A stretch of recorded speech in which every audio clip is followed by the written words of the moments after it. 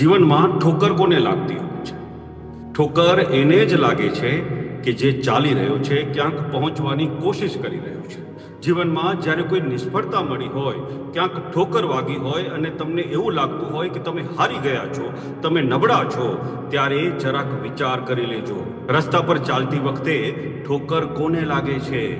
જે સ્થિર બેઠો છે એને, કે જે ચાલી રહ્યો છે એને? એક કડવું પણ સુંદર સત્ય સમજી લો.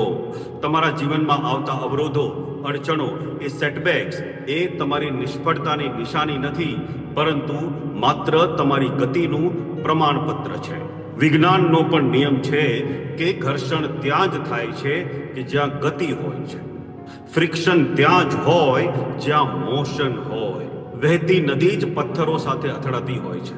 બંધિયાર ખાબોચિયું ક્યારેય કોઈ પથ્થરો સાથે ટકરાતું હોતું નથી.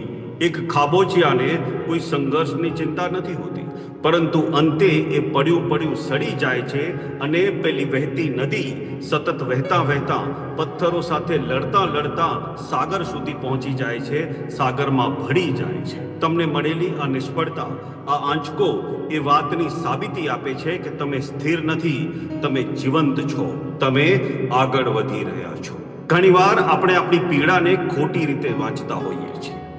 જે ગાડી ગેરેજમાં પડી હોય ને, એને કોઈ સ્ક્રેચ લાગતા નથી. સ્ક્રેચ તો એ જ ગાડીને લાગતા હોય છે જે રસ્તા પર દોડવાની હિંમત કરતી હોય છે. તો હવે પછી જ્યારે જીવનમાં કોઈ સેટબેક આવે ત્યારે નિરાશ થઈને બેસી નહીં જતા.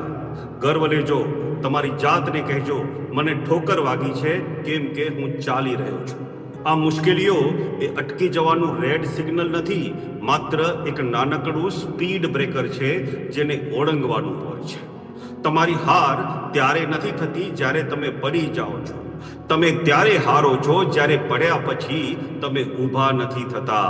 માટે તમારા આ સંઘર્ષોને મેડલની જેમ પહેરો. એ સાબિતી છે કે તમે પ્રયત્ન કર્યો છે. ચાલતા રહો, પડતા રહો, શીખતા રહો અને ફરી ઊભા થતા રહો. કેમ કે અટકી જવું એ મૃત્યુ છે અને ગતિ એ જ જીવન છે.